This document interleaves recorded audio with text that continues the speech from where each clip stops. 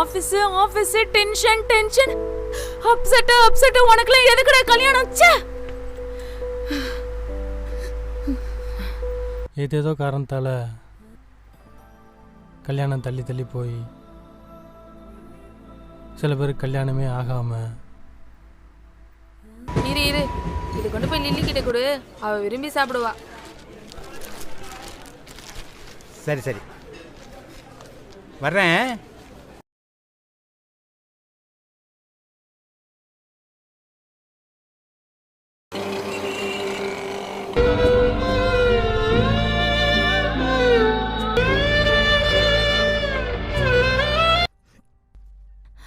நீ அழாதையா, என் பையனை உன் கூட அனுப்பி வைக்கிறேன்.